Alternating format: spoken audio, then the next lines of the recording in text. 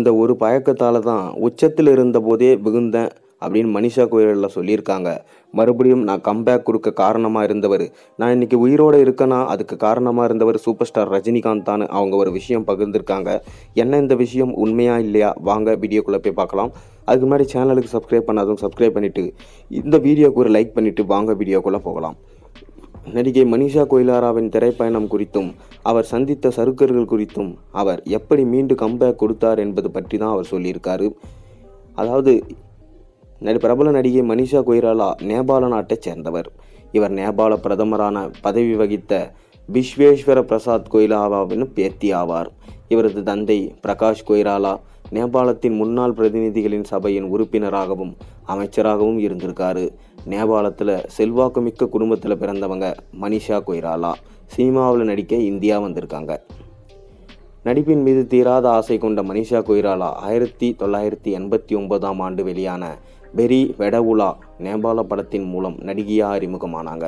இதைத் தொடர்ந்து பாலிவுட்டில் தடம் பதித்த இந்தியா வந்தாங்க. 90களோட தொடக்கத்தில் மும்பையில் மாடலிங் செய்து வந்த அவருக்கு பாலிவுட்டில் ஹீரோயினாகும் வாய்ப்பு கிடைச்சிருக்கு. 1991 சவுத்தாக்கர் படத்தின் மூலம் பாலிவுட்டில் என்ட்ரி கொடுத்தாங்க. இதைத் தொடர்ந்து பாலிவுட்டில் அவருக்கு பட வாய்ப்புகள் குவிய துவங்கியிருக்கு. மனிஷாவோட ஃபோட்டோவை ஒரு முறை பார்த்த மணிரத்னம் தனது பம்பாய் படத்தில் அவரை நடிக்க வச்சிருக்காங்க. ஆனால் தனது சினிமா கெரியரை தொடங்கிய சில ஆண்டுகளிலே 2 குழந்தைகளுக்கு அம்மாவாக நடிக்க வேண்டும் என்று கேட்டவுடன் அந்த படத்தில் நடிக்க மறுத்துட்டாராம். ஆனால் அவரின் சினிமா நண்பர்கள் தோழிகள் மணிரத்னம் படத்தில் நடிக்கும் வாய்ப்பை யாராவது வேண்டாம் என்று கூறுவார்களா என்று மனிஷாவை திட்டியிருக்காங்க. அதன் பின்னரே அவர் பம்பாய் படத்தில் நடிக்க சம்மதம் சொன்னாராம். 1995 ஆண்டு வெளியான பம்பாய் படத்தின் மூலம் தமிழில் என்ட்ரி கொடுத்தாரு மனிஷா கொய்ராலா. இந்த படம் மிக பெரும் வரவேற்பு பெற்ற நிலையில் மனிஷாவுக்கு நல்ல பெயர் கிடைச்சிருக்கு. இதைத் தொடர்ந்து ஷங்கர் கமல்ஹாசன் கூட்டணியில் உருவான இந்தியன் படத்தில் நடித்தார் மனிஷா. இந்த படம் மிக பெரும் பிளாக் பஸ்டர் படமாக அமைஞ்சது. மீண்டும் மணிரத்னம் இயக்கத்தில் வெளியான உயிரே படத்தின் மூலம் கவனம் ஈர்த்தார் மனிஷா. பின்னர் மீண்டும் ஷங்கர் இயக்கத்தில் வெளியான முதல்வன் படத்தின் மூலம் மனிஷா நடிச்சிருந்தார். இதைத் தொடர்ந்து கமல்ஹாசனோட ஆளவந்தான், மும்பை எக்ஸ்பிரஸ் உள்ளிட்ட படங்களில் அவர் நடித்தார்.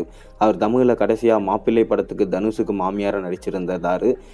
இதனிடையே புகையின் உச்சத்தில் இருந்த மனிஷா கொய்ராலா ரஜினிகாந்தோடு சேர்ந்து பாபா படத்தில் நடிச்சிருந்தார். அதுதான் அவருக்கு திருப்பு முனையாக அமைஞ்ச படம்.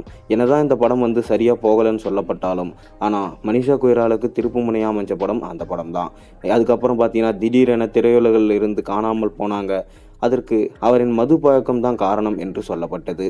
அதுக்கப்புறம் சூப்பர் ஸ்டார் ரஜினிகாந்த், நீங்கள் மது குடிக்கிறத தவிர்த்துக்குங்க, நானும் அது ஒரு பெரிய மனுஷன் சொன்னதுக்கப்புறம் பார்த்தீங்கன்னா தவிர்த்துக்கிட்டேன், அது நம்ம உடம்புக்கு ஆபத்தை மட்டும்தான் ஏற்படுத்தும் நிறைய அட்வைஸ் பண்ணியிருக்காரு சூப்பர் ஸ்டார் ரஜினிகாந்த்.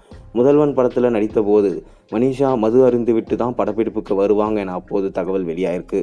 இதனால் இயக்குனர் ஷங்கர் அவரை பிரபல நடிகரின் மனைவி ஒருவரிடம் மனிஷாவை கவுன்சிலருக்கு அனுப்பியதாகவும் சொல்லப்படுது. அதுக்கப்புறம் பாபா படத்தப்ப சூப்பர் ஸ்டார் ரஜினிகாந்த் கொடுத்த அட்வைஸால் அவங்க மது பழக்கத்தையே சுத்தமாக கைவிட்டுட்டு இருக்காங்க. இதனிடையே ஹிந்தியில் மனிஷா நடித்த பல படங்கள் ஹிட் படங்களாக அமைஞ்சது. ஆனால் 2000களின் தொடக்கத்தில் அவரது திரைப்பயணம் சறுக்கலை சந்தித்தது. அவர் ஹிந்தியில் நடித்த படங்களுக்கு போதிய வரவேற்பு கிடைக்கல. 2012 ஆண்டு மனிஷா கொய்ராலா கர்ப்பப்பை புற்றுநோயால் பாதிக்கப்பட்டாங்க.